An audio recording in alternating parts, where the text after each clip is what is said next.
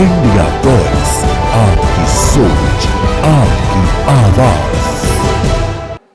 ए श्रेणी का लश्कर तोयबा का कमांडर था। पहलगाम हमले में और गगनगिर आतंकी हमले में वो लिप्त था। इसके ढेर सारे सबूत हमारी एजेंसियों के पास है।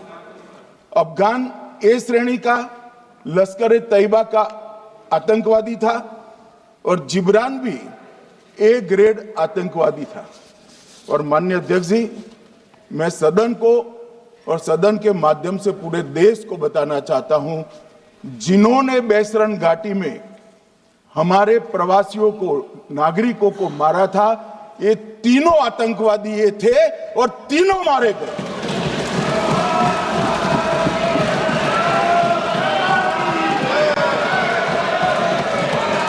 और मान्यवर, मैं आज इस सदन के माध्यम से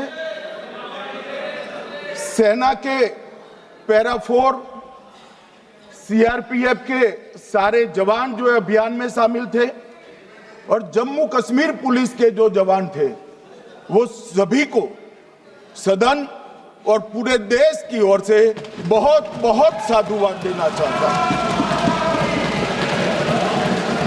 माननीय अध्यक्ष जी, मैं इस ऑपरेशन महादेव के बारे में थोड़ा डिटेल में बताना चाहूंगा। ऑपरेशन महादेव की शुरुआत 22 मई 2025 को, एक प्रकार से तो जिस दिन हत्या हुई थी उसी दिन रात को 22 मई 2025 को हुई। जिस दिन हत्या हुई थी उसी दिन रात को एक सुरक्षा मीटिंग की गई थी जम्मू कश्मीर में। ये पूछ रहे थे, कोई गए नहीं, सिर्फ राहुल गांधी गए। अब आपकी आंख कौन से चश्मे से देख रही है मुझे मालूम नहीं। माननीय अध्यक्ष जी, 1 बजे हमला हुआ, मैं 5:30 बजे श्रीनगर में उतर चुका था। माननीय अध्यक्ष जी,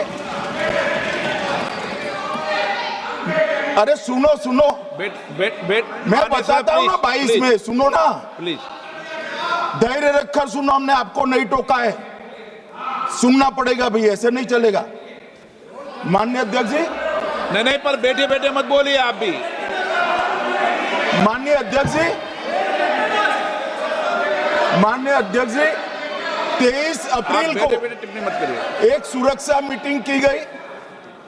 सभी सुरक्षा बल, सेना, CRPF, BSF, Jammu Kashmir police, और सबसे पहले उसमें निर्णय किया गया कि जो नृशंस हत्यारे हैं वो देश छोड़कर पाकिस्तान भाग न पाए, इसकी हमने पुख्ता व्यवस्था की और भागने नहीं दी। 22 मई को आईबी के पास एक ह्यूमन इंटेल आई और एक क्षेत्र के अंदर, दाची गांव क्षेत्र के अंदर आतंकवादियों की उपस्थिति की सूचना मिली। आईबी और सेना द्वारा दाचीकाम क्षेत्र में अल्ट्रा सिग्नल कैप्चर करने के लिए जो इंस्ट्रूमेंट हमारी एजेंसियों ने बनाए हैं, इसके द्वारा इस सूचना को पुख्ता करने के लिए मई से 22 जुलाई तक लगातार प्रयास किए गए। ठंड में ऊंचाइयों पर हमारे सेना के अधिकारी पैदल इनके सिग्नल प्राप्त करने के लिए घूमते रहे, आईबी के अफसर भी घूमते रहे, सीआरपीएफ भी घूमती रही, और मान्यवर 22 जुलाई को हमें सफलता मिली।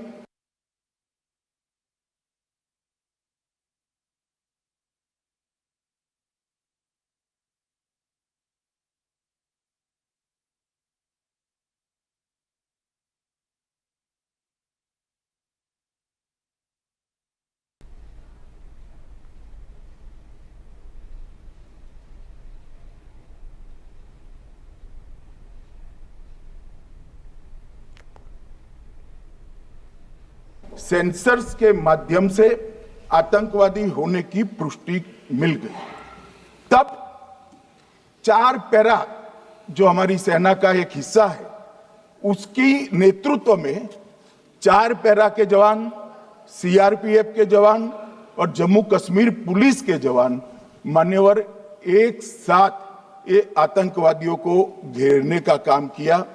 सेना, सीआरपीएफ, जम्मू कश्मीर पुलिस की मीटिंग भी की गई। जो 5 ह्यूमन एसेट्स थे उनको भी वहां भेजा गया और कुल मिलाकर कल जो ऑपरेशन हुआ, इसमें हमारे निर्दोष नागरिकों को मारने वाले तीनों आतंकी मौत के घाट उतार दिए। मान्यवर, तीनों के नाम मैंने बताए हैं, सुलेमान उर्फे फैजल जट, अफगान और जिब्रान। मान्यवर, वो तो एक आशंका थी कि यही लोगों ने घटना की है, मगर मैं बाद में एनआईए की जांच पर आता हूं, एनआईए ने पहले से ही इनको, जिन्होंने आसरा लिया था, वो लोगों को गिरफ्तार कर रखा था। उनको खाना पहुंचाने वाले लोगों को अपने कब्जे में रखा था। तो जब आतंकवादियों के शव श्रीनगर आए, इनसे पहचान कराई गई। 4 लोगों ने पहचान लिया, यही 3 लोग थे जिन्होंने पहलगांव में आतंकी घटना को। मगर हमने इस पर भी भरोसा नहीं किया मान्यवर, कोई जल्दबाजी नहीं की। हमने जो आतंकी घटना स्थान से कारतूस मिले थे, वो कारतूस का एफएसएल रिपोर्ट पहले से करा कर रखा था और चंडीगढ़ सेंट्रल एफएसएल के अंदर बैलिस्टिक रिपोर्ट के आधार पर उनका रिपोर्ट तैयार था। जब ये कल आतंकवादी मारे गए, इनकी 3 राइफलें पकड़ी गई। एक M9 अमेरिकन राइफल थी और 2 AK-47 राइफल थी। जो कारतूस मिले थे वो भी M9 और AK-47 के भी थे, मगर हमने इससे भी संतोष नहीं माना। ये राइफलों को एक विशिष्ट विमान के द्वारा कल रात को 12 बजे चंडीगढ़ पहुंचा गया और पूरी रात फायरिंग कर इसके भी खाली खोखे जनरेट किए गए। 2 खोखों का मिलान किया गया, राइफल की नाली और निकले हुए खोखों का भी मिलान हो गया। तब ये तय हो गया कि इन्हीं 3 राइफलों से हमारे निर्दोष नागरिक मारे गए। और मान्यवर, आज मैं सदन को बताते हुए बहुत खुश हूं। मोदी जी ने ऑपरेशन सिंदूर कर आतंकवादियों को, जिन्होंने आतंकवादियों को भेजा था, उनके आकाओं को जमीन में मिलाने का काम किया था। सेना और सीआरपीएफ ने वो आतंकवादियों को भी समाप्त कर दिया। और मान्यवर,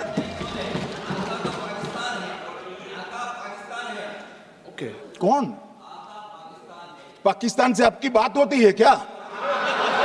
अरे बैठ जाओ भाई।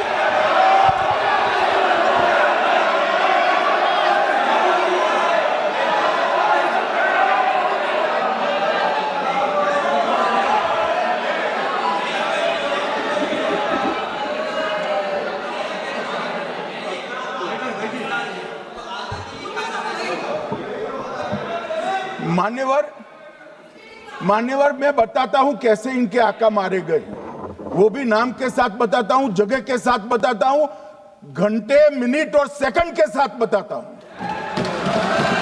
मान्यवर, मैं तो अपेक्षा करता था कि जब एक सूचना सुनेंगे, पक्ष विपक्ष में खुशी की लहर दौड़ जाएगी, मगर ये स्याही पड़ गई इनके चेहरे। क्या है मान्यवर, किस तरह की पॉलिटिक्स? भाई, आतंकवादी मारे गए, आपको इसका भी आनंद नहीं है?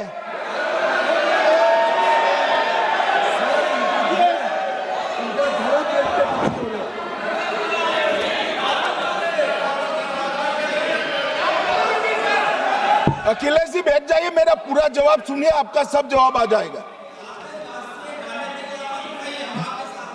भाई, आप आतंकवादियों का धर्म देखकर दुखी मत होइए।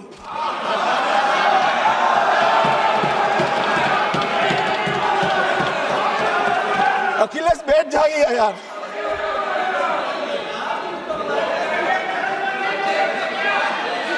अखिलेश जी बैठ जाइए। मान्यवर, किसी को संशय रखने की जरूरत नहीं है। बैलिस्टिक रिपोर्ट मेरे पास है, मेरे हाथ में है, और 6 वैज्ञानिकों ने इसको क्रॉस चेक किया है। सुबह 4:46 पर फोन पर मुझे छेओ ने वीडियो फोन पर कहा है कि 100% वही गोलियां हैं जो वहां चलाई। मान्यवर, ये हमारे देश की सेना, सीआरपीएफ और जम्मू कश्मीर पुलिस, ये तीनों का एक साझा बहुत बड़ा कामयाबी है, जिस पर 140 करोड़ को नाज होना चाहिए, देश की जनता को नाज। मान्यवर, मैं तो गया था वहां पर जब ये घटना हुई। दूसरे दिन इनके परिजनों को मिला था। 6 दिन की शादी वाली बच्ची विधवा होकर मेरे सामने खड़ी थी। आज तक मैं वो दृश्य नहीं भूल सकता। मगर आज सारे परिजनों को मैं कहना चाहता हूं कि मोदी जी ने ऑपरेशन सिंदूर से भेजने वालों को भी मारा, और हमारे सुरक्षा बलों ने जिनको भेजा था उनको भी मारा, और एक ऐसा सबक सिखाया है कि आने वाले कई दिनों तक कोई ऐसी हिम्मत नहीं कर पाएगा। मान्यवर, मैं थोड़ा एनआईए की जांच के बारे में भी बताना चाहूंगा। मान्यवर, जिस दिन लश्कर-ए-तोयबा ने और इसके आउटफिट टीआरएफ ने इसकी जिम्मेदारी ली, उसी दिन हमने तय कर लिया था कि ये जांच एनआईए को सौंप दी जाएगी, क्योंकि एनआईए आतंकवाद के केसों की जांच के लिए, वैज्ञानिक तरीके से जांच करने के लिए और सजा कराने के लिए महारत हासिल की हुई विश्व मान्य एजेंसी है, जिसका सजा कराने का दर 96% से ज्यादा है। मान्यवर, हमने तुरंत ही इसकी जांच एनआईए को दे दी। हमने पूरी व्यवस्था की। सेना, बीएसएफ, सीआरपीएफ और जम्मू कश्मीर पुलिस ने कि लोग देश छोड़कर भाग न जाए, और मान्यवर, इसकी जांच की शुरुआत हुई। एक थकाने वाली बहुत लंबी जांच हुई है। जांच के दौरान मृतक के परिजन जो साथ में थे, उनको सभी को चर्चा किए गया। पर्यटकों, खच्चर वालों, पोनी वालों, फोटोग्राफर, कर्मचारियों, विभिन्न दुकान में काम करने वाले लोगों, कुल मिलाकर 1055 लोगों की लंबी 3000 घंटे से ज्यादा पूछताछ इंफॉर्मेशन के लिए की गई, और इस सबको वीडियो पर रिकॉर्ड कर दिया गया। और बाद में इसके आधार पर स्केच बनाया गया, और ढूंढते 22/6/25 को एक बशीर की पहचान की गई और परवेज की पहचान की गई, जिन्होंने आतंकवादी घटना के अगले दिन आतंकवादियों को शरण दी थी। उनको अपने ढोक में रखा था। वो दोनों को गिरफ्तार कर लिया गया। अब वो हमारी कस्टडी में है। दोनों गिरफ्तार अपराधियों ने खुलासा किया कि 21/4/25 की रात को 8 बजे 3 आतंकवादी बेसरन से लगभग 2 किलोमीटर दूर स्थित परवेज ढोक में आए थे। आतंकवादियों के पास AK-47 और M9 कार्बाइन थी। जो 2 आतंकवादियों ने काली पोशाक पहनी थी और एक ने छद्म वेश किया था। खाना खाया, चाय पी, और ढोक से निकलते वक्त कुछ खाना, नमक, मिर्च और मसाले लेकर वो चले गए। मान्यवर, उस वक्त हमने जिन खोखों को रिकवर किया था, इसको हमने चंडीगढ़ FSL में टेस्टिंग के लिए भेज दिया, और जब चंडीगढ़ FSL में टेस्टिंग के लिए भेजा गया तो वही राइफल से एप्को आतंकी हमला हुआ था, वो भी निश्चित हुआ। तो आज इसके साथ साथ दूसरे एप्को आतंकी हत्या को अंजाम देने वाले आतंकियों का भी इसके साथ ही समाप्ति हुई है, उनको मार दिया गया है। मान्यवर, और इसके बाद में स्केच बनाया गया। गिरफ्तार किए गए दोनों आरोपियों की माता जो थी, इन्होंने ये तीनों आतंकियों के मृतदेहों को पहचान लिया है। दोनों आतंकवादी घटना में साथ लेने वाले उनके साथियों ने भी पहचान लिया है और अब उसकी एफएसएल की पुष्टि भी आज सुबह 4 बजे हो गई थी। अब मैं जांच का पूरा ब्यौरा बताना चाहता हूं मान्यवर। ये हमले में 3 पाकिस्तानी आतंकवादी थे। हमले में 2 AK-47 और 1 M9 कार्बाइन का प्रयोग किया गया था और अब जो पकड़े गए हैं इसके सुलेमान के कारण एप्को का मामला भी आज रिजॉल्व हो रहा है और आतंकवादियों को पनाह देने वाले 2 स्थानीय लोगों को भी इस केस में पकड़ लिया गया है। अब मान्यवर, कल पूछते थे कहां से आए, कहां गए, किसकी जिम्मेदारी है। भाई जिम्मेदारी हमारी ही है, हम सरकार में हैं, हमारी ही जिम्मेदारी है। मगर मैं पूछता हूं जब आप सरकार में थे तब क्या क्या हुआ था, इसकी जिम्मेदारी किसकी थी और क्यों निर्वहन नहीं किया, वो भी बाद में पूछूंगा, जरा धीरज से सुनना। मगर मान्यवर, मुझे एक बड़ा दुख हुआ। कल इस देश के पूर्व गृह मंत्री चिदंबरम जी ने सवाल उठाया कि क्या प्रूफ है कि ये आतंकवादी पाकिस्तान से आए, और मान्यवर कब उठाया, जब संसद में चर्चा होने वाली थी। क्या कहना चाहते हैं चिदंबरम साहब, किसको बचाना चाहते हैं, पाकिस्तान को बचाकर आपको क्या मिलेगा। वो ये कह रहे हैं कि और क्या है, मत जवाब दो।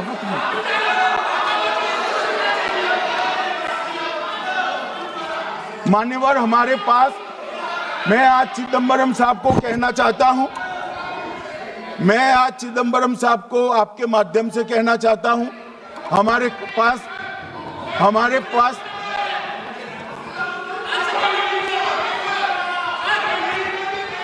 मान्यवर, हमारे पास प्रूफ है, वो भी मैं सदन के सामने रखना चाहता हूं कि तीनों पाकिस्तानी थे।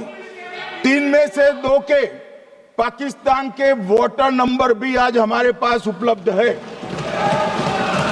मान्यवर, ये राइफलें हैं, ये राइफलें भी हमारे पास उपलब्ध है। इनके पास से जो चॉकलेटें मिली हैं, वो चॉकलेटें ढोक में से मिली, वो भी पाकिस्तान की बनाई हुई चॉकलेट है। मान्यवर, ये कहते हैं कि पाकिस्तानी नहीं थे, इसका मतलब पूरी दुनिया के सामने इस देश का एक पूर्व गृह मंत्री पाकिस्तान को क्लीन चिट दे रहा है। और मान्यवर, वो पाकिस्तानी आतंकवादी नहीं थे ऐसा बोलकर श्री चिदंबरम अगर पाकिस्तानी आतंकवादी नहीं थे तो पाकिस्तान पर हमला क्यों किया, वो भी सवाल खड़ा कर रहे हैं। मान्यवर, आज पूरी दुनिया ने हमारे संसद सदस्य गए थे, स्वीकारा था कि हमला पाकिस्तान ने किया है, और इस देश का गृह मंत्री जो कांग्रेस पार्टी से आता है वो कहता है कि क्या सबूत है।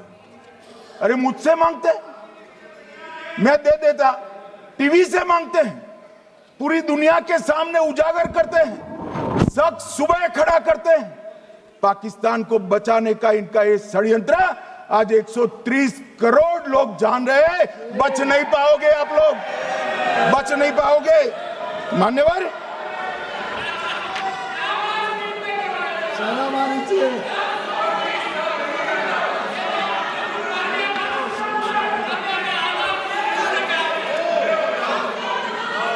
मान्यवर, अब मैं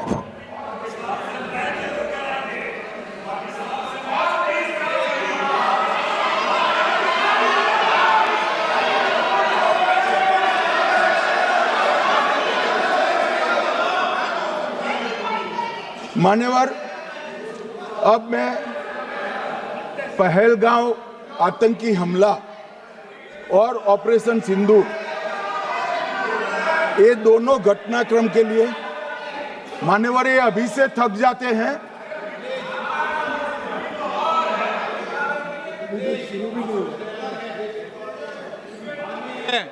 प्लीज बैठिए।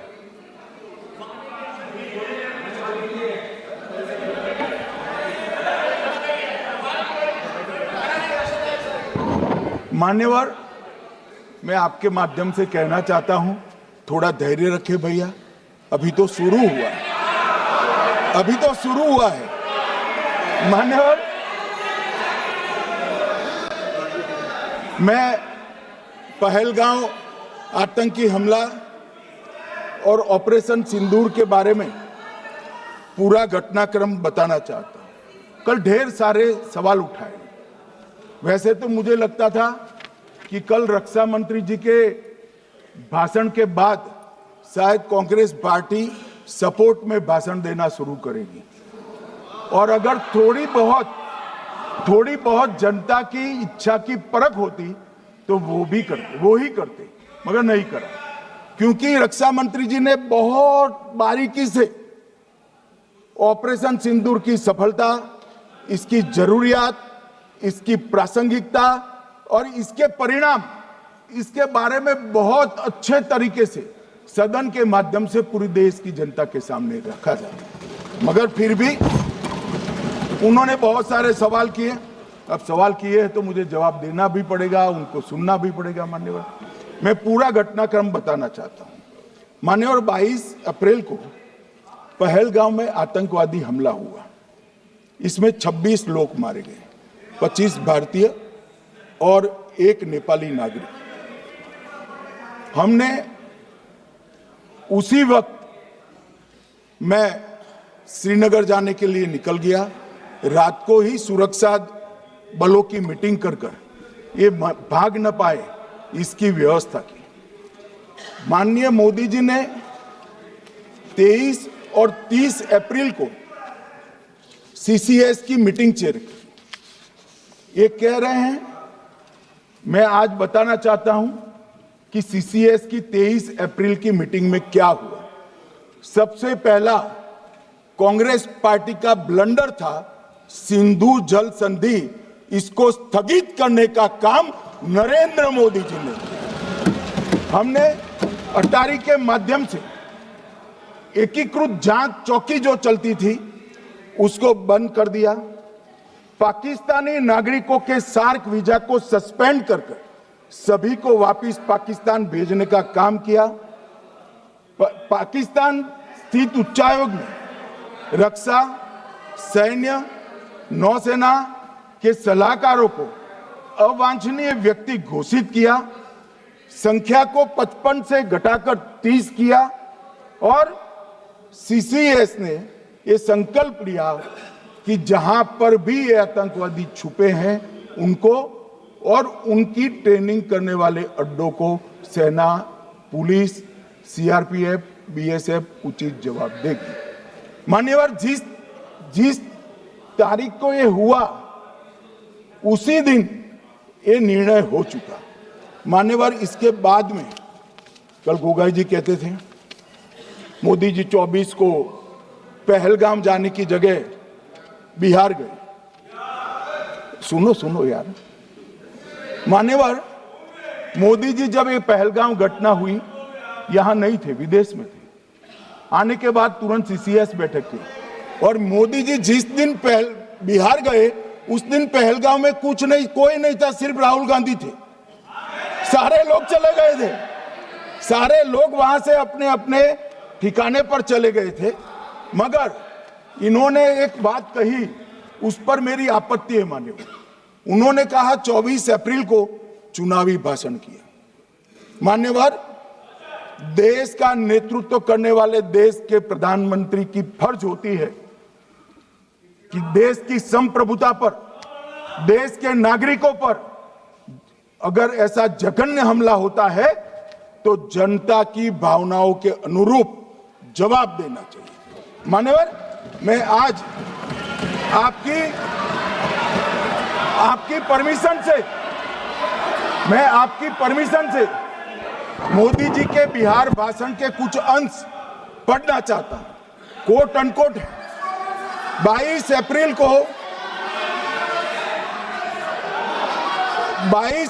को पहलगाम का यह हमला केवल निहत्थे पर्यटकों पर नहीं बल्कि पूरे भारत की आत्मा पर एक दुस्साहसपूर्ण प्रहार है। आतंकवाद के प्रति दृढ़ और कड़ा रुख आतंकियों और इसके हमले की साजिश रखने वालों की कल्पना से भी बढ़कर उनको सजा दी जाए। मान्यवर, महत्वपूर्ण है आतंकियों और इसकी साजिश रचने वालों दोनों को। आतंकियों की बची खुची जमीन भी मिट्टी में मिलाने का समय आ गया है। 140 करोड़ भारतीय इस बात के लिए एकजुट है कि आतंक के आकाओं की कमर तोड़ दी जाएगी। भारत हरेक आतंकवादी और उनके समर्थकों की पहचान करेगा, उनका पता लगाएगा और उन्हें दंडित करेगा। आतंकवाद कभी भी भारत की आत्मा नहीं तोड़ पाएगा। न्याय सुनिश्चित करने का मैं हर संभव प्रयास करूंगा। अनकोट। अब इसमें किसी को चुनावी भाषण दिखाई पड़ता है तो उसकी समझ शक्ति पर बहुत सारे सवालिया निशान लग जाते हैं। ये चुनावी भाषण नहीं है। आतंकवाद के खिलाफ लड़ने का 140 करोड़ भारतीयों का प्रतिघोष है जो मोदी जी ने वहां दिया। इनको चुनावी भाषण दिखाई पड़ता है।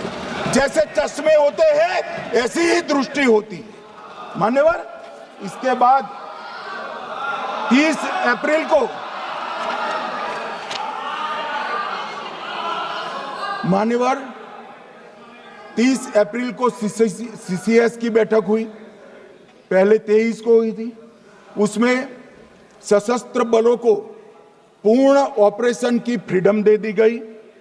प्रधानमंत्री मोदी जी ने सीसीएस की उपस्थिति में रक्षा मंत्री, एनएसए और सेनाओं के प्रमुख के साथ बैठकर पूर्ण ऑपरेशनल फ्रीडम देने का काम किया और इसके बाद ये ऑपरेशन सिंदूर हुआ। मान्यवर, ऑपरेशन सिंदूर 7 मई को रात को 1:04 से 4 मिनट से 1:24 तक चला। उसमें पाकिस्तान के 9 आतंकी ठिकानों को ध्वस्त कर दिया और पूरी दुनिया ने इसके दृश्य देखे। साहब, इससे बड़ा संयमित हमला नहीं हो सकता। आजकल दुनिया में युद्ध चल रहे हैं। हम देख रहे हैं बच्चे मर रहे हैं, महिलाएं मर रही, निर्दोष मर रहे। हमने 9 आतंकी अड्डों को समाप्त किया परंतु एक भी सिविलियन नहीं मारा गया, केवल और केवल आतंकी मारे स्थान थे। मरकज सुभान अल्लाह बहावलपुर, मरकज तैयबा मुरीद के, महमूना जाया कैंप सियालकोट, अरे नाम सुनो काम में आएंगे, सरजाल camp Sialkot, Sawai Nala camp Muzaffarabad, Syedna Bilal camp Muzaffarabad, Gulpur camp Kotli, Barnala camp बिंगबर्ग और अब्बास कैंप कोटली। मान्यवर, सर्जिकल स्ट्राइक और एयर स्ट्राइक में हमने पाक ऑक्यूपाई कश्मीर में ही हमला किया। एक प्रकार से भारत के हिस्से पर ही हमला किया। पाक ऑक्यूपाई कश्मीर हमारा ही है, तो हमने तो हमारे हिस्से में हमला किया। मगर इस बार 100 किलोमीटर अंदर घुसकर पाकिस्तान की भूमि पर आतंकवादियों को तबाह करने का काम। और मान्यवर, ये आतंकी वो के ठिकानों पर हमला हुआ। इसमें मारा कौन गया? हाफिज मोहम्मद जमील जैसे मोहम्मद के प्रमुख मौलाना मसूद अजहर के बहनोई, मुदस्सर खादियान मरकज तैयबा मुरीद का प्रमुख, याकूब मलिक जेएम पदाधिकारी, मोहम्मद हमसा जमील जेएम ऑपरेटिव, मोहम्मद यूसुफ अजहर गंभीर रूप से घायल था, फिर मारा गया। जैसे मोहम्मद का आमिर मोहम्मद हसन खान गंभीर रूप से घायल था, फिर मारा गया। जेम ऑपरेटिव मोहम्मद हसन गंभीर रूप से घायल हुआ। अब्दुल मलिक, खालिद अबू अक्स और नोएम मलिक, इनका कोई पता ठिकाना नहीं। और मान्यवर ये पूछते थे मुझे कल कि पहलगांव के दोषी कहां गए, वो पहलगांव के दोषी कहां गए। ये जो मैंने, अरे सुनो ना यार, ये जो 10 मैंने नाम पढ़े हैं, इसमें से 8 ये चिदंबरम एंड कंपनी के समय में आतंकवादी घटना घटाने वाले लोगों को नरेंद्र मोदी जी ने मारा। ये हमें पूछते हैं कहां गए। अरे भाई, आपके समय में जो छुप गए थे उनको चुन चुन कर हमारी सेना ने समाप्त कर दिया है। और ये 10 नहीं, कल राजनाथ जी घबराते घबराते बोले हैं, अब ऑथेंटिक शब्द का है, मैं बढ़ा नहीं सकता, मगर कम से कम 100 लोगों को हमारी सेना ने समाप्त, 100 से अधिक लोगों को हमारी सेना ने समाप्त करने का कहा। मान्यवर, और इस पर भी गर्व नहीं कर सकते आप, इस पर भी गर्व नहीं कर सकते।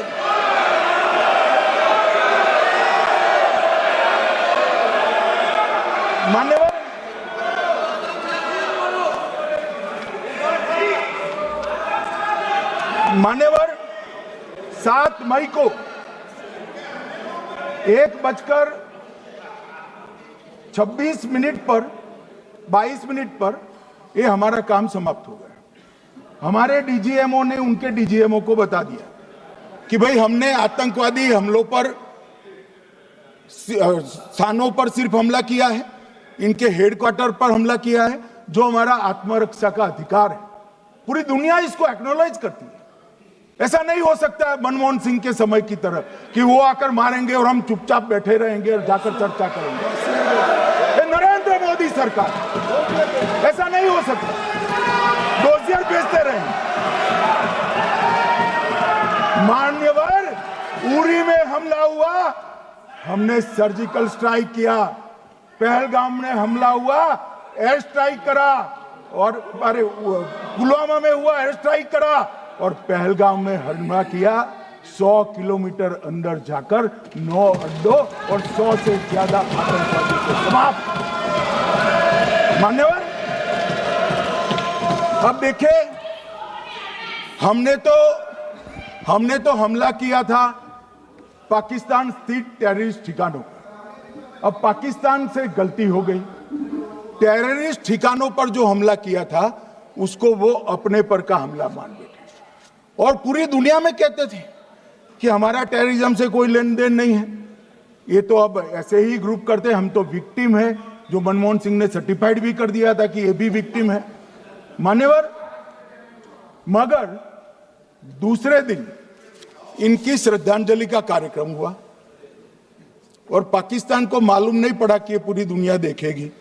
सेना के आला अफसर उनके नमाजे जनाजा में उपस्थित हुए, उनके जनाजे को कंधा दिया, और ये सारे आतंकवादियों के जनाजे के जुलूस के अंदर पाकिस्तानी सेना, इनके अफसर, आईएसआई के अफसर, वहां की पुलिस के अफसर अश्रुभीनी आंख के साथ जुड़े थे। और मान्यवर, ये सिंदूर ने पाकिस्तान को पूरी दुनिया में एक्सपोज कर दिया कि पाकिस्तान के अंदर टेररिज्म स्टेट स्पॉन्सर्ड टेररिज्म है। ये पूरी तरह से, मान्यवर, पूरी तरह से एक्सपोज हो गया। 8 मई को पाकिस्तान ने हमारे रिहायशी इलाकों में हमला किया, हमारे सेना के अड्डों पर हमला किया, मगर एक भी मिसाइल से उनका कुछ नुकसान नहीं कर पाई। बहुत नजदीक से की हुई गोलाबारी के कारण हमारे गुरुद्वारा टूटा, एक मंदिर टूटा, कुछ हमारे नागरिक हताहत हुए। और दूसरे दिन 9 मई को मोदी जी ने सेना को हुक्म दिया, एक मीटिंग करी, राजनाथ जी, मोदी जी, एनएसए, सेना के सारे अध्यक्ष, और जवाब देने का तय किया और उनके 11 एयरबेस को क्षतिग्रस्त करने का काम किया। मान्यवर, 8 एयरबेस इतने सटीक तरीके से तोड़े गए, पाकिस्तान की पूरी एयर डिफेंस सिस्टम धरी की धरी रह गई, कुछ नहीं कर पाई। नूर खान चकलाला एयरबेस तोड़ दिया गया, मुरीद तोड़ दिया गया, सुगुर्दा तोड़ दिया गया, रफीकी तोड़ दिया गया, रहीम यार खान तोड़ दिया गया, जकोबाबाद तोड़ दिया गया, सुक्कुर और भोलारी भी तोड़ दिया और सुक्कुर, लाहौर, अरिफवाला, चुनेन, झकोकाबाद और नया चोर, ये 6 रडार सिस्टम भी उनके पूरी तरह से ध्वस्त कर दिए। 2 surface to air guided weapon Lahore और ओकारा में इनका जखीरा भी समाप्त कर दिया गया। और मान्यवर, ये हर चीज में पॉलिटिक्स करते, हर चीज में। जब उन्होंने हमारे रिहायशी इलाकों पर हमला किया, फिर भी हमने इनके रिहायशी इलाकों पर हमला नहीं किया, सिर्फ इनके एयरबेस और एयर डिफेंस सिस्टम को निशाना बनाया और उनकी आक्रमण करने की क्षमता को पंगु कर रख दिया। हमारी पूरी सेना, पूरी वायुसेना, पूरी नौसेना अक्षुण्ण थी और उनकी हमला करने की क्षमता को हमने छिन्न विछिन्न कर दिया। पाकिस्तान के पास शरण में आने के अलावा और कोई चारा ही नहीं था। इसलिए मान्यवर, इसलिए 10 मई को डीजीएमओ ने, पाकिस्तान के डीजीएमओ ने भारत के डीजीएमओ को फोन किया और 5 बजे हमने इस संघर्ष को विराम किया। अब मान्यवर,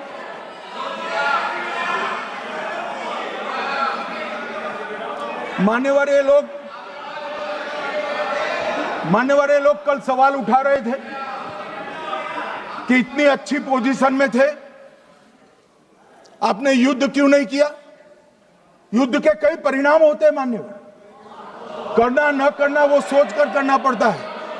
मगर मैं इसी देश के इतिहास से कुछ घटनाएं बताना चाहता हूं। 1948 में मान्यवर, कश्मीर में हमारी सेनाएं निर्णायक बढ़त पर थी।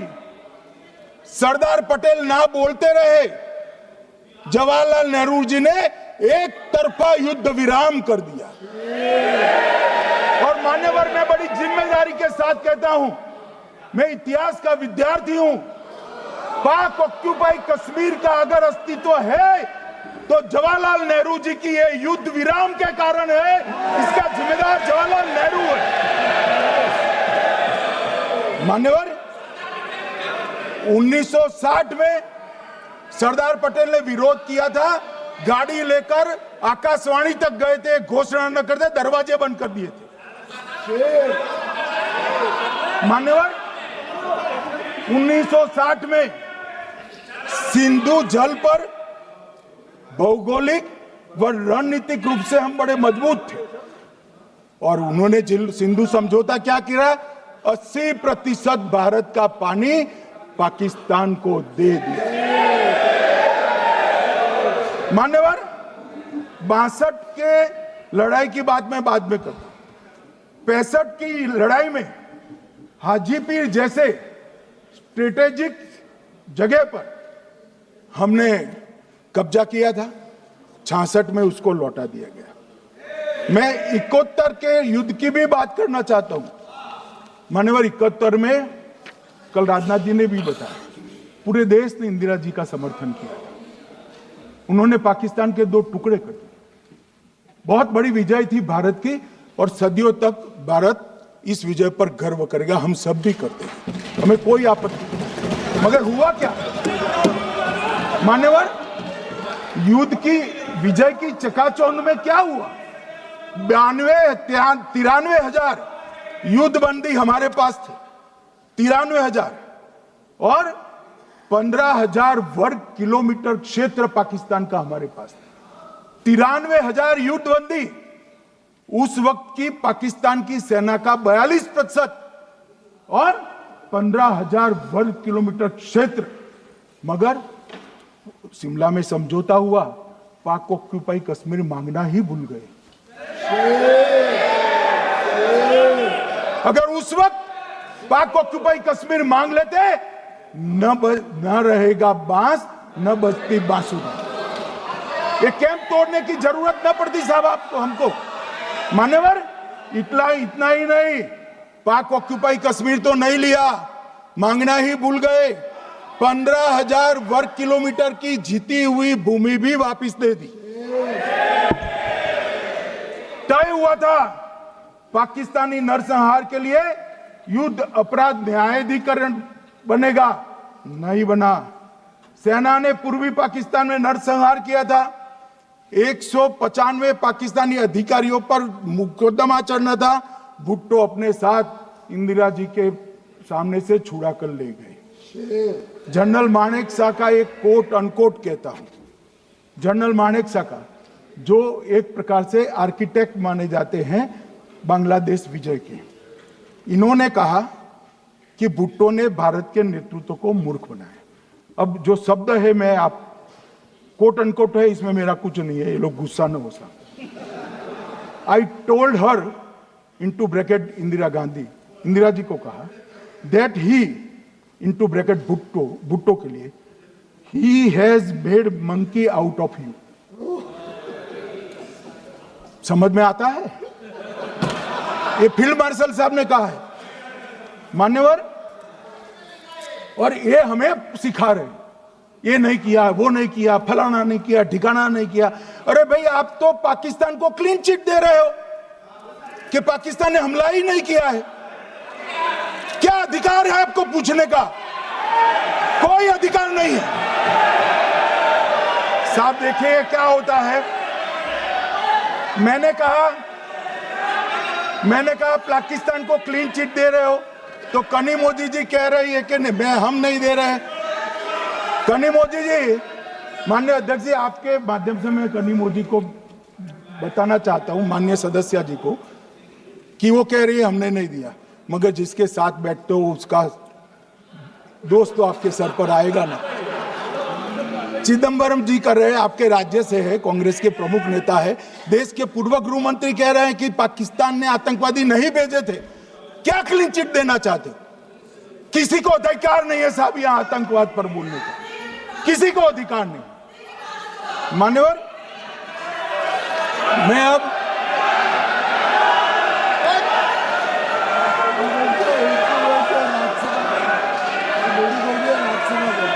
मान्यवर, मैं उनको बताना चाहता हूं, अभी आधा भी नहीं हुआ है, जरा सुनो।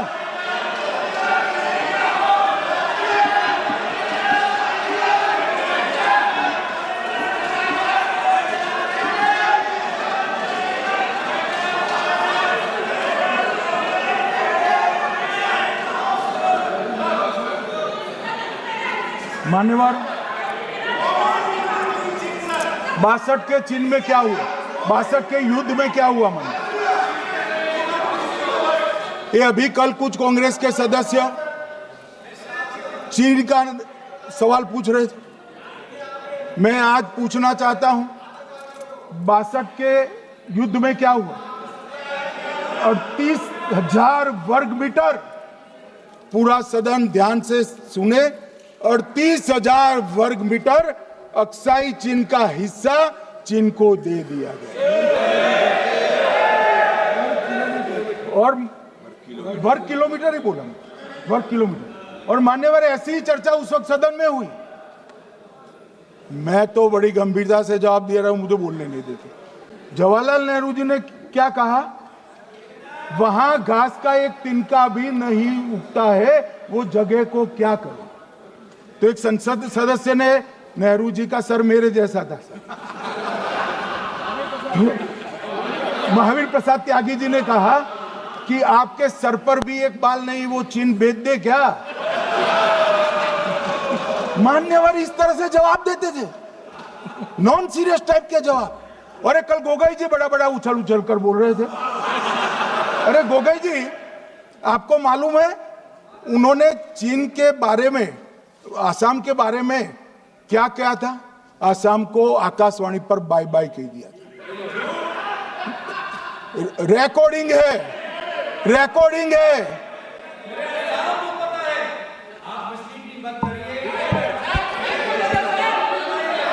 मान्यवर, मैं भी सहमत हूं, मैं भी सहमत हूं, पूरे आसाम को पता है।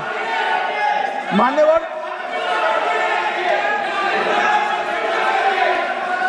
मान्यवर,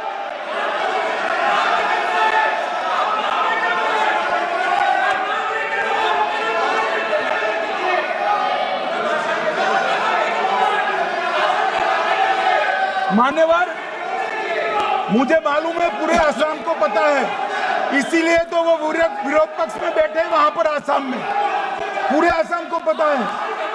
और मान्यवर,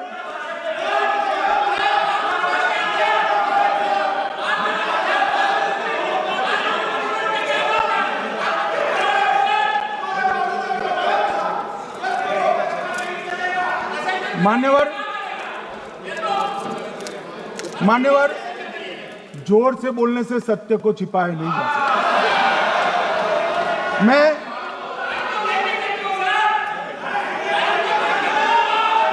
मान्यवर, मैं selected works of Jawaharlal Nehru series volume 29 पृष्ठ 231 पर से एक जवाहरलाल नेहरू जी के पत्र को कोट करना चाहता हूं।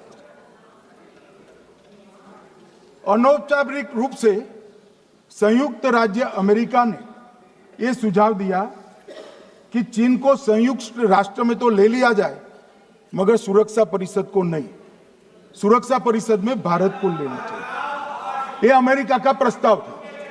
नेहरू जी ने कहा, हम इसे स्वीकार नहीं करते क्योंकि इससे चीन के साथ हमारे संबंध खराब होंगे और चीन जैसे महान देश को बुरा लगेगा। मान्यवर, आज चीन सुरक्षा परिषद में है और भारत बाहर है। मोदी जी प्रयास करें अंदर ले जाने का, इसका कारण जवाहरलाल नेहरू का ये स्टैंड है।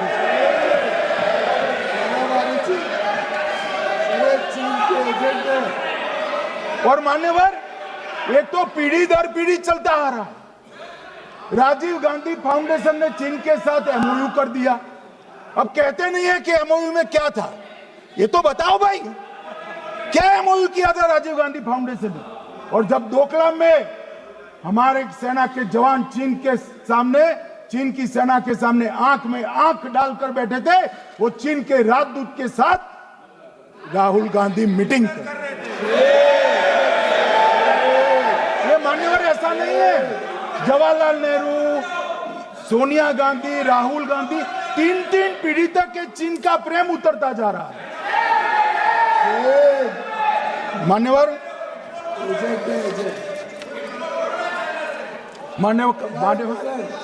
मान्यवर, मैं अभी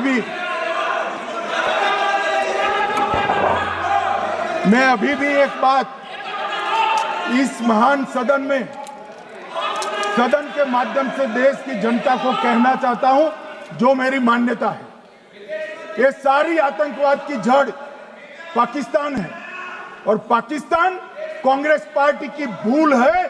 पार्टीशन स्वीकार न करते, पाकिस्तान कभी न होता। इन्होंने पार्टीशन को स्वीकार कर देश को तोड़ा है। मान्यवर, कल विदेश मंत्री जी बता रहे थे शर्म अल शेख सम्मेलन का बलूचिस्तान ब्लंडर, जिसने पाकिस्तान को हमारे साथ चर्चा करने के लिए इक्वल फुटिंग पर ला दिया। मान्यवर, अब ये टेररिज्म की बात करते हैं।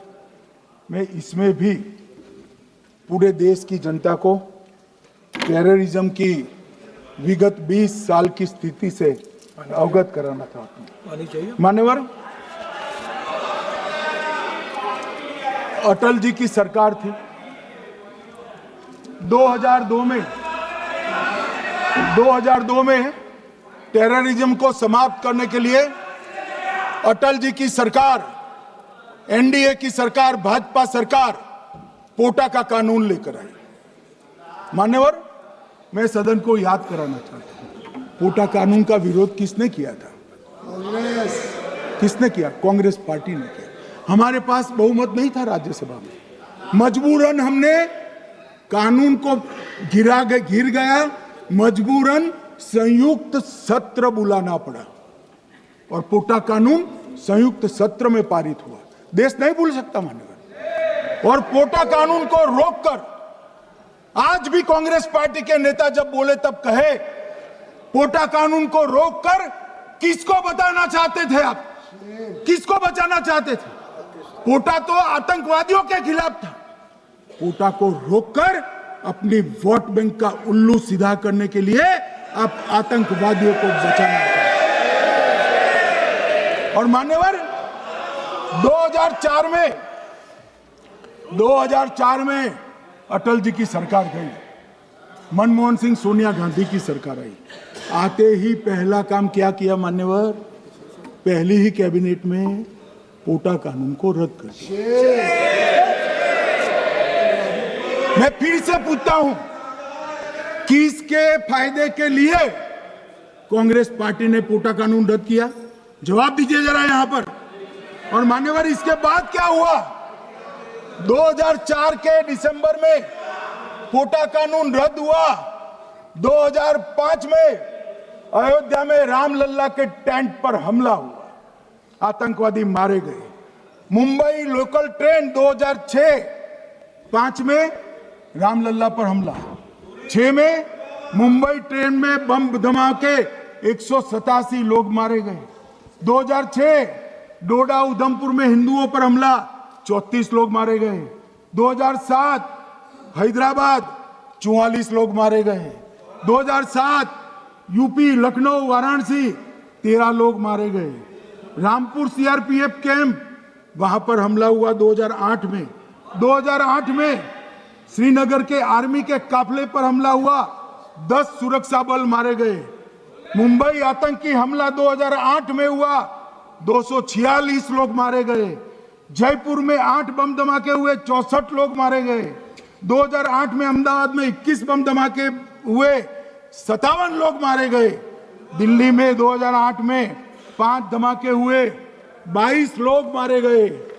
और पुणे की जर्मन बेकरी 17 लोग मारे गए। वाराणसी में 10 में धमाका हुआ, 11 में मुंबई में 3 धमाके हुए, 27 लोग मारे गए। अब मैं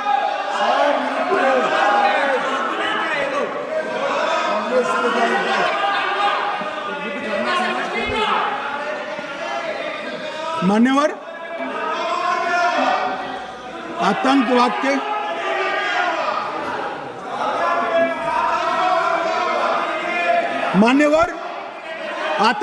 के खिलाफ लड़ाई होती, कभी वो हमला करते हैं, मगर सवाल ये है कि इन्होंने 5 से 11 के बीच में 27 जघन्य हमले किए, 1000 के करीब लोग मारे गए। आपने क्या किया? क्या किया आपने? जवाब दीजिए, क्या किया? और मैं राहुल गांधी जी को चैलेंज देना चाहता हूं, इन्होंने इस आतंकवादी हमलों के खिलाफ उनकी सरकार ने जो कदम उठाए, यहां खड़े रहकर हिम्मत से बताए देश की जनता को। कुछ नहीं किया मान्यवर। ये यहां से आतंकवादियों की फोटो पाकिस्तान भेजते रहे, डोजियर भेजते रहे। और मान्यवर ये कहते हैं कि आपके समय में भी हमले हुए। मैं उनको अंतर समझाना चाहता हूं, वो देख नहीं पा रहे। मान्यवर, हमारे समय में जो भी आतंकवादी घटना हुई, पाक प्रेरित और कश्मीर सेंट्रिक हुई। देश के हिस्से में 2014 से 2025 तक एक भी घटना नहीं हुई है मान्यवर। ये नरेंद्र मोदी सरकार है मान्यवर। और कश्मीर में भी आज स्थिति ऐसी हुई है, उनको पाकिस्तान से आतंकवादी भेजने पड़ते हैं। कश्मीर में आतंकवादी अब हमारे नहीं बनते हैं मान्यवर। और मैं सलमान खुर्शीद जी को भी याद करना चाहता हूं। एक बार मैंने बड़े सवेरे में नाश्ता करता था, टीवी पर उनको रोते हुए देखा। मुझे लगा क्या हुआ, कोई बड़ी घटना हो गई। तो रोते रोते वो श्रीमती सोनिया गांधी के घर से बाहर आ गए कि बाटला हाउस की घटना देखकर सोनिया जी फूट फूट कर रो पड़ी। अरे रोना था तो शहीद मोहन शर्मा के लिए रोते, बाटला हाउस के आतंकवादियों के लिए रोना आता है। और मान्यवर हमें पूछते हैं कि आपने क्या किया। कोई अधिकार नहीं है पूछने का, कोई अधिकार नहीं है मान्यवर। अरे हमें पूछते थे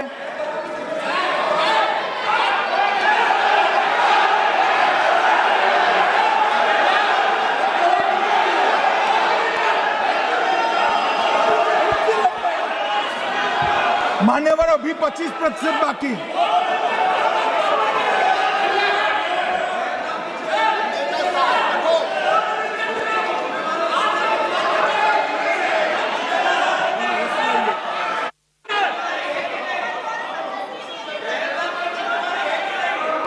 बैठिए, जवाब दे रहे हैं ना आपका, जवाब दे रहे हैं आपका।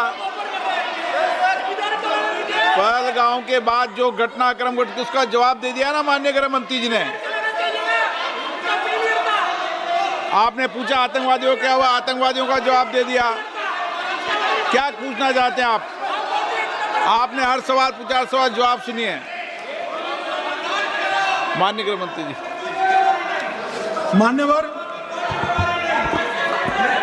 मान्यवर इन लोगों को कल ऐसा था कि ये जो बेसरन के गुनहगार है वो पाकिस्तान भाग गए, तो बड़े आवाज से पूछते थे भाग गए भाग गए भाग गए, गृह मंत्री क्या करता है, जिम्मेदारी ले। हमारी तो सेना ने ठोक दिया, सीआरपीएफ ने ठोक दिया मान्यवर। अब मेरा तो जवाब बनना ना देता है ना वो मांगना बनता है, मगर मैं उनको कुछ पूछना चाहता हूं।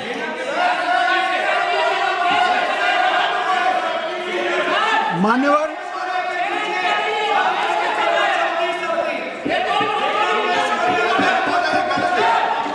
प्लीज, मारेगी तो सेना है ना, सेना अब ऐसे भी मारेगी ना, तो वो भी ये कह रहे हैं सेना और सीआईएसएफ ने मारा।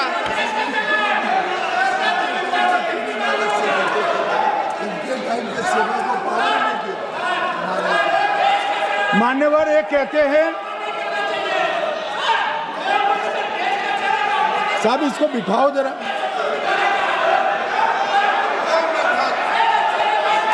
हाँ प्लीज, बैठिए बैठिए बैठिए बैठिए बैठिए।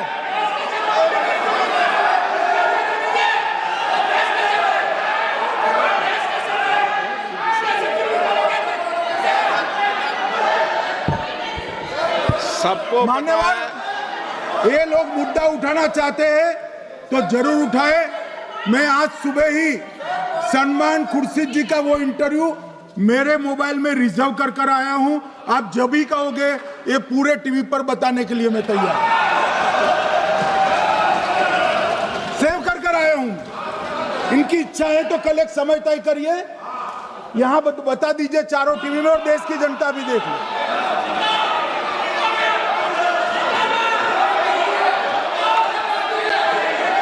मान्यवर कह रहे हैं बताओ, आप बताओ, बताना है या नहीं बताना? ले पूछो ना उनको। Please please.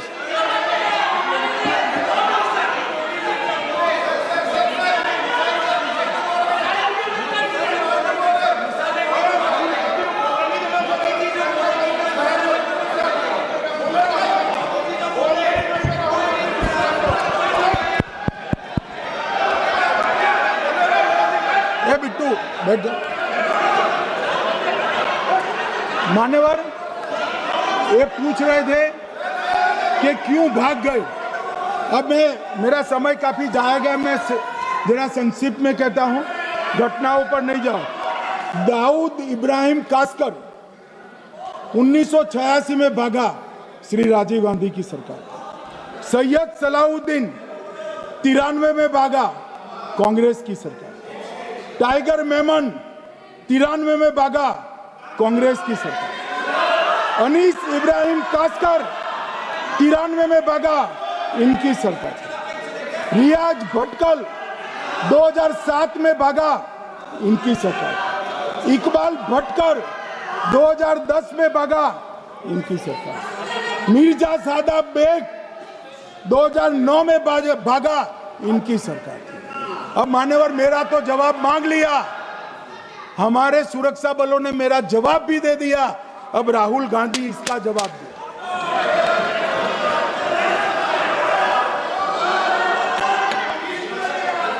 मान्यवर अब मैं कश्मीर के विषय में मैं बात करना चाहता हूं।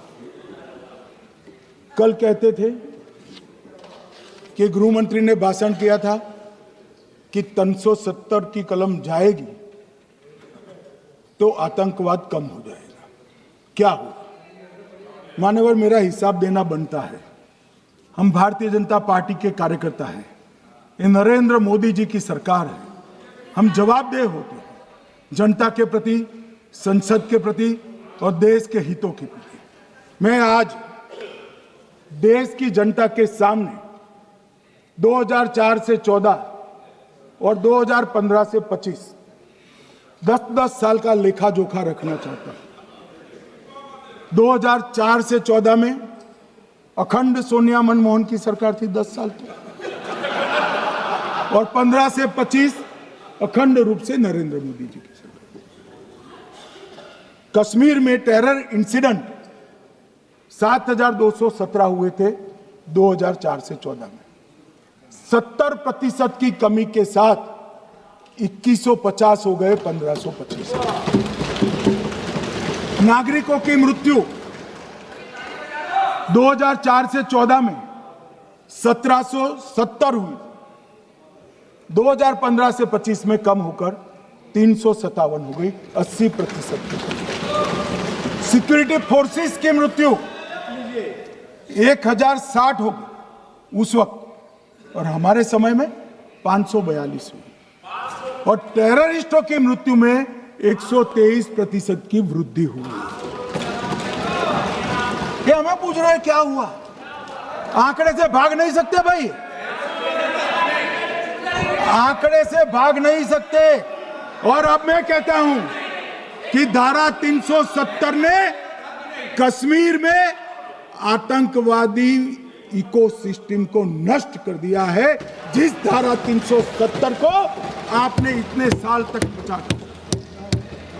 हमने जीरो टेरर प्लान बनाया है, एरिया डोमिनेशन प्लान बनाया है, मल्टी लेवल डिप्लॉयमेंट किया है, सुरक्षा जेलें बनाई हैं, 98% ट्रायल अब वीडियो पर हो रहे हैं। हमने संचार साधन बसाए हैं और 702 फोन विक्रेता जेल में डाले, 2667 सिम कार्ड बन गए। हमने एक जमाना था साहब 10-10 हजार लोगों के जनाजे निकलते थे, पूरे देश ने घटनाएं देखी होगी, बुरहान वानी मर गए, फला मर गए, ढिका मर गए, 10-10 हजार। अब जो मारा जाता है उसको वही दफना दिया जाता है। किसी भी आतंकवादी को उसका महिमा मंडन करने के लिए जनाजे की इजाजत नरेंद्र मोदी के शासन में नहीं। मान्यवर, आतंकवादियों के सगे वाले और समर्थक चुन चुन कर हमने नौकरियों से निकाले, पासपोर्ट रद्द कर दिए हैं, गवर्नमेंट कॉन्ट्रैक्ट रद्द कर दिए हैं।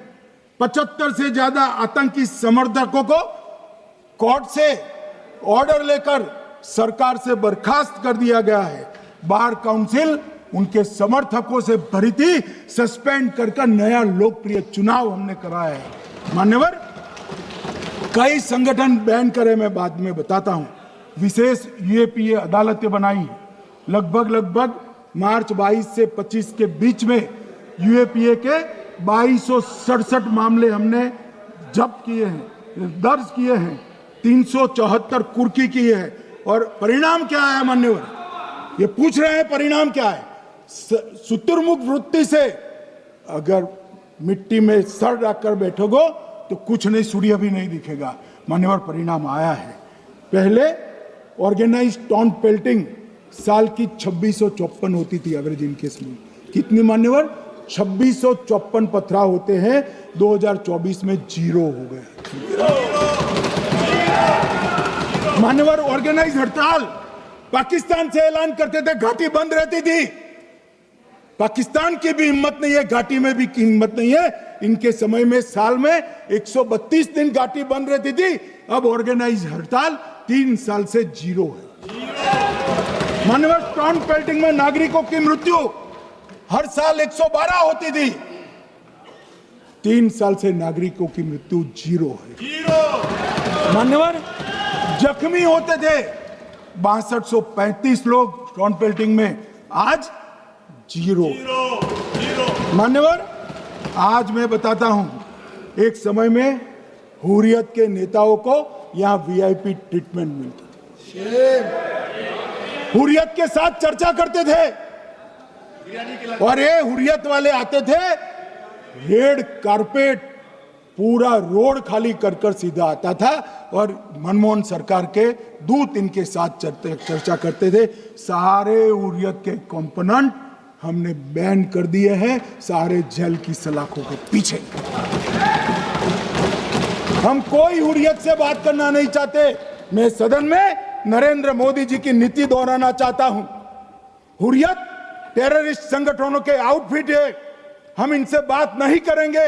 हम अगर किसी से बात करेंगे तो घाटी के युवाओं के साथ बात करेंगे, हुर्रियत के साथ बात।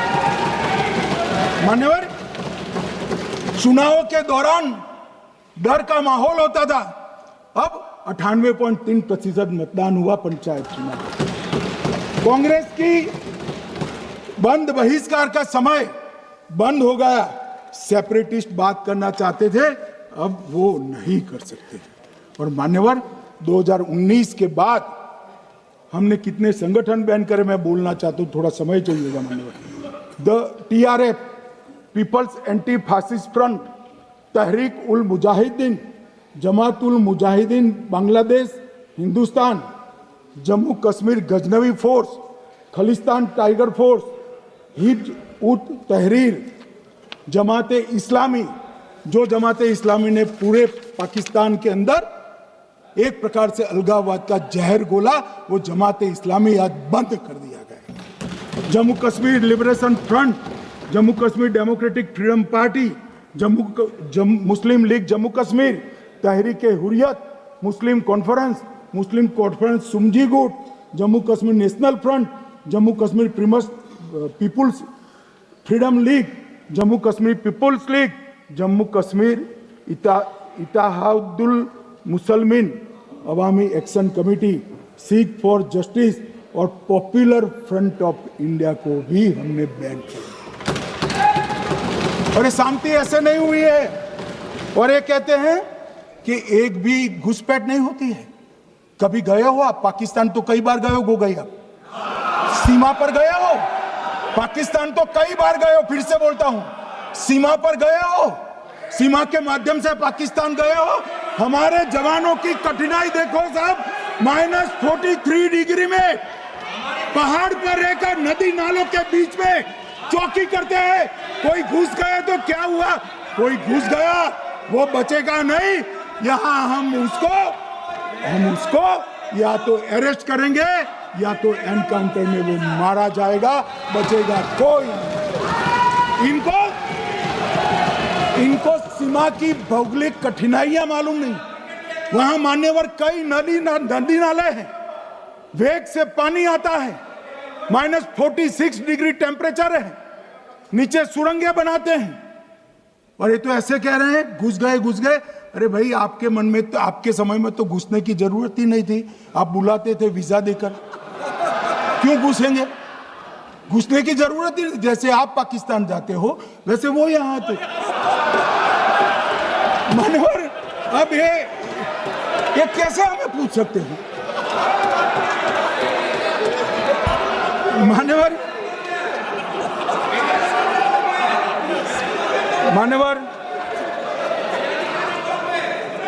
मैं समझ रहा हूं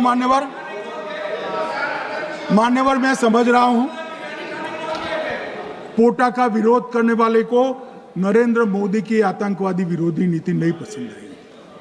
मैं समझ रहा हूं पोटा रद्द करने वाले को नरेंद्र मोदी जी की एंटी टेरर नीति पसंद नहीं आई।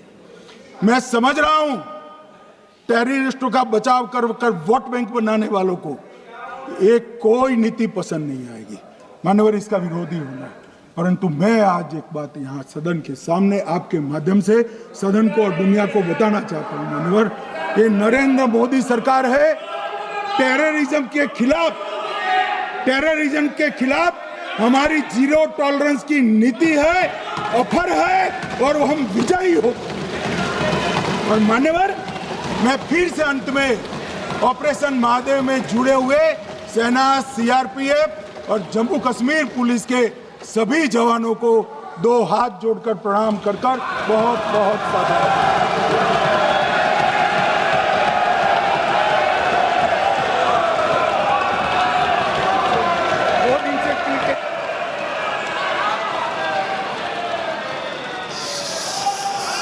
श्रीमती के कनिमोझी आप उसके बाद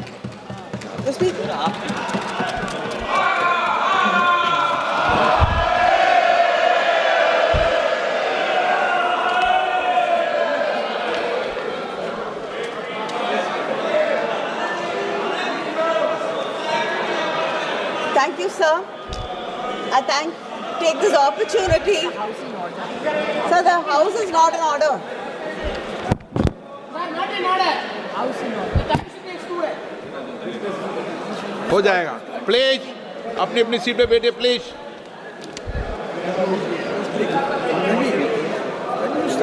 Yeah, yes. प्लीज अपनी अपनी सीट पे बैठिए प्लीज।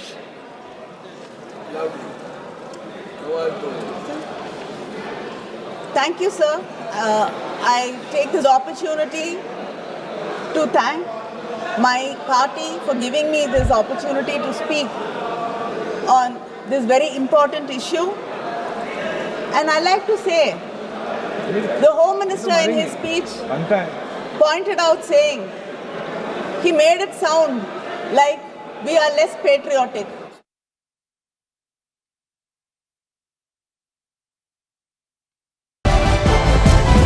इंडिया वॉइस, आपकी सोच, आपकी आवाज।